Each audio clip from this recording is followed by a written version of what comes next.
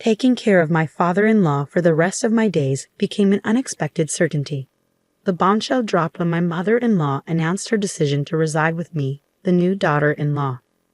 Her revelation came out of nowhere, insinuating that my husband was involved in an affair, an allegation she was determined to uphold. Shockingly, they intended to move in with the mistress, abandoning my wheelchair-bound father-in-law who relied on constant care. In the face of this betrayal, abandoning my father-in-law wasn't an option. Despite the wavering circumstances, I couldn't forsake him.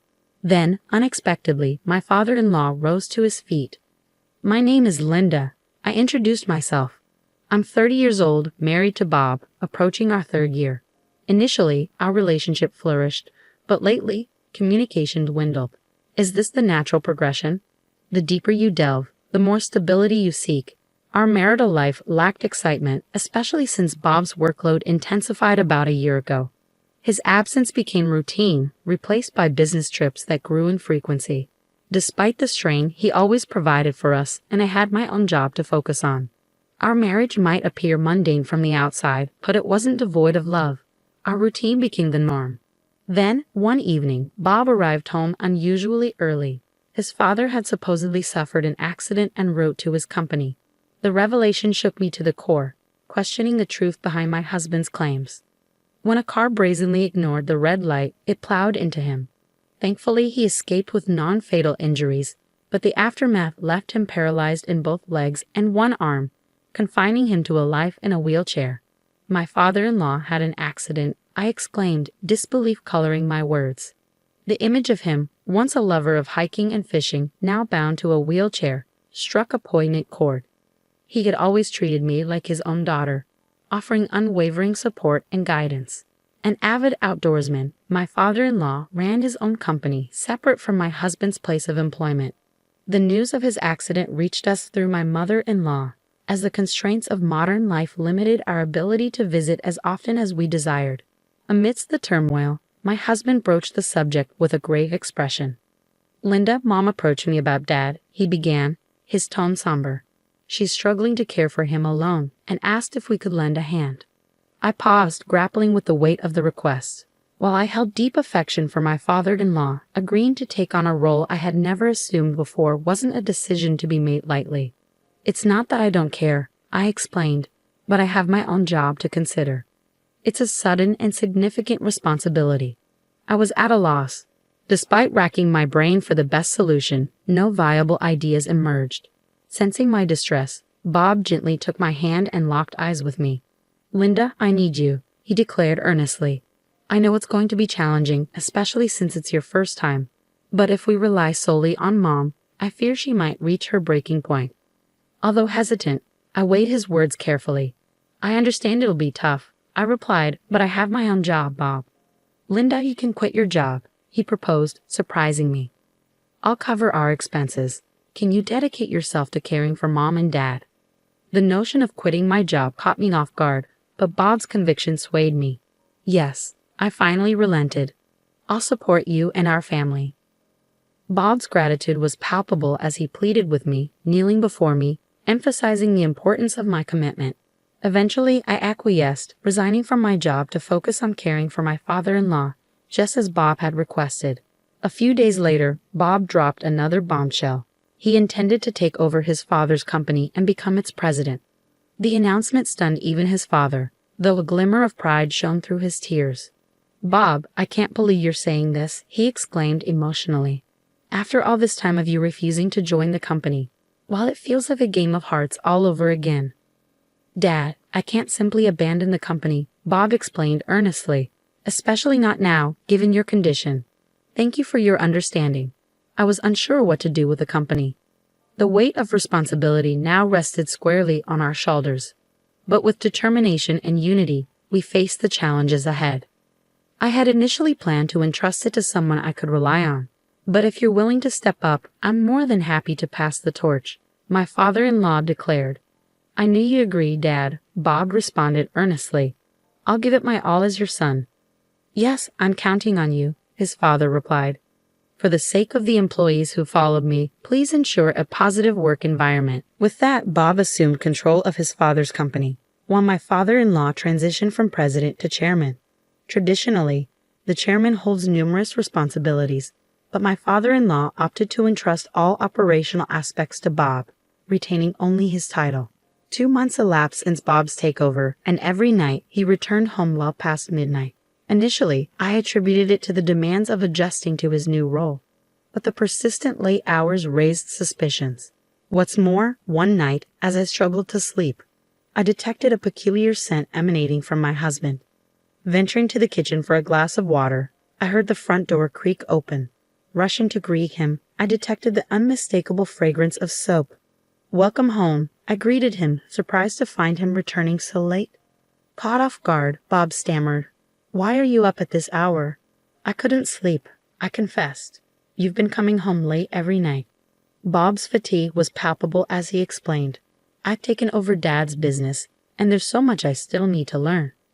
Sympathizing with his struggles, I bid him good night, but as he turned to leave, the scent of soap lingered, sparking a moment of doubt. I seized his arm, my tone stern as I interrogated him. "Bob, who do you usually work overtime with?"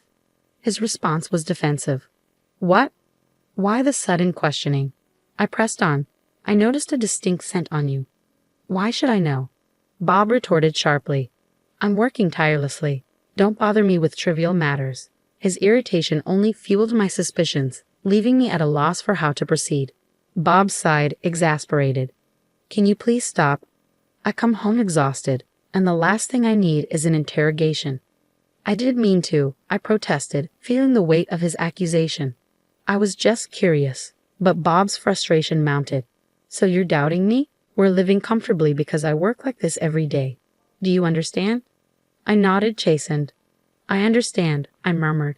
But before I could say more, he dismissed me, storming off upstairs. Alone in the living room, I tried to reconcile our exchange, but Bob's indifference stung. The following day, my mother-in-law confronted me, her expression ominous. "Linda, I heard you suspected Bob of cheating yesterday." I didn't suspect Bob of anything, I simply inquired about his overtime companions. But my mother-in-law saw it differently, accusing me of stirring up trouble. "You're only able to live comfortably because Bob works so hard," she snapped, her words a stinging rebuke. All I did was voice a concern. I defended myself, but she dismissed it as rudeness, labeling me as the worst kind of wife. Her tirade left me stunned, and before I could respond, she dumped all the housework on me and stormed out. It was no secret that my mother-in-law had never been fond of me. Despite putting on a facade of sharing household responsibilities in front of my husband and father-in-law, I was the one who shouldered the burden of chores and caregiving. My mother-in-law often found reasons to be out during the day, returning only in the evening. My father-in-law, confined to his room, remained oblivious to her frequent absences. I was even cautioned by her not to disclose unnecessary information to my father-in-law and Bob. Left with no choice, I silently attended to the household tasks and caregiving duties. The only solace was the company of my father-in-law, whose presence provided some measure of comfort amidst the turmoil. I did something he wouldn't expect. As he looked at me with a sorrowful expression, my father-in-law uttered those words I never anticipated. "Linda, I'm sorry. You must hate looking after an old man like me, right?" With sincerity, I responded, "That's not true at all. I think of you, my father-in-law, as my own father. It's an honor to assist you, and hearing you say such things makes me feel fortunate." His gratitude warmed my heart. "I'm really glad that someone like you married Bob," he confessed. "And likewise," I replied, genuinely touched. "I'm grateful to have a kind person like you as my father-in-law." Despite the hurtful words and actions of my husband and mother-in-law, the presence of my father-in-law, who relied on me, kept me going. It became my duty to attend to his needs, such as helping him prepare for bed and turning off the lights. One day, my husband and mother-in-law unexpectedly arrived together. My husband wore a smug expression, hinting that something was amiss. My mother-in-law wasted no time in dropping a bombshell.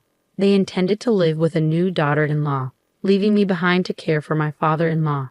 Stunned, I struggled to comprehend. My husband handed me divorce papers, admitting to having a girlfriend and insisting that I remain to look after his father.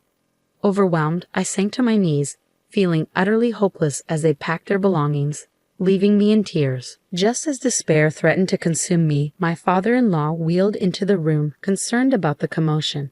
Through tears, I relayed the heartbreaking conversation. Earlier, I had mustered the courage to confide in my father-in-law. His expression grew increasingly rigid as I recounted the events, and by the time I finished, a determined glint had replaced the stiffness in his eyes. Rising abruptly, he declared with newfound strength, "Linda, it's time for a counterattack." Perplexed, I watched as he struggled to stand, his next words taking me by surprise. "Your legs? I'm sorry for not speaking up sooner. The truth is, I've been able to walk for some time now." His revelation left me speechless, but he reassured me. "It's okay. Leave everything to me. The groundwork has already been laid." From a drawer, my father-in-law retrieved a large brown envelope, revealing its contents to me. Inside were various pieces of evidence documenting my husband's infidelity, along with shocking proof of my mother-in-law's involvement in extramarital affairs as well. It turned out that since Bob had assumed the presidency, my father-in-law had entrusted reliable employees to monitor his actions at the company. Despite my husband's claims of working late, the surveillance revealed his habitual early departures. Suspecting foul play, my father-in-law had engaged a private investigator, leading to the unraveling of both my husband's and mother-in-law's affairs. The woman my husband was involved with was someone familiar to his mother, and their clandestine meetings were exposed. These revelations had only recently come to light, and my father-in-law confessed his struggle in deciding when to disclose the truth to me. "It's blunt, but I'm glad," I managed to articulate, overwhelmed by the weight of his revelation and the courage it took to confront the truth. "I can't believe it, Linda. What do you want to do?" My father-in-law's voice was tinged with anger. "I want to get back at those two," I replied firmly. "Leave it to me," he assured me before dialing a number on his smartphone. It seemed he was contacting someone from his company, and shortly after, my husband was demoted from his CEO position. Following my father-in-law's advice, I submitted the divorce papers armed with the evidence of my husband's affair. Through legal channels, I sought compensation from both Bob and his lover. A week later, Bob visited his parents' house, likely in response to the legal proceedings. Upon seeing us, he immediately adopted a defensive stance. "What's going on, Dad? Just because I cheated, you're stripping me of my CEO position." My father-in-law's response was swift and unforgiving. "Shut up. You neglected my care and hurt Linda. It's far too early for a scumbag like you to hold a leadership position." Bob's pleas fell on deaf ears as my father-in-law disowned him. Desperate, Bob dropped to his knees, begging me to reconsider. "Linda, please. I'll end the affair and drop the compensation claim. Just convince Dad to let me stay." His words only fueled my disillusionment. Despite his tears and pleas, it was clear Bob was only concerned with saving himself. With a heavy heart, I released the pent-up frustration that had been building inside me. I spoke with conviction, cutting through Bob's pleas. "What are you talking about? Retract the divorce? I never asked for that. Frankly, I feel liberated knowing I'm divorcing a scumbag like you. I'll never go back to being your wife." Bob seemed stunned. "You mean you've already filed the divorce papers?" Of course, I affirmed, my resolve unwavering. "Why would I willingly remain married to someone as terrible as you? Your firing as CEO is solely your own fault, the result of the seeds you've sown." As Bob pleaded and begged for forgiveness, I remained resolute, dismissing him with a gesture. I threw him out of the house, his cries echoing in the night, pleading for help and forgiveness. Neither my father-in-law nor I responded to his pleas. Later, Bob and my mother-in-law faced lawsuits for alimony and were eventually evicted from their mistress's home, left homeless and destitute. They were forced to take menial jobs to survive, while I continued to care for my father-in-law in his home. Despite the divorce, my father-in-law welcomed me to stay as long as I wished. Grateful for his kindness, I made the decision to reside in my in-laws' home. With my father-in-law now attending a daycare service during the day, I have begun working to support us both. The road ahead may be challenging, but I am determined to do whatever it takes to care for my father-in-law and ensure his well-being.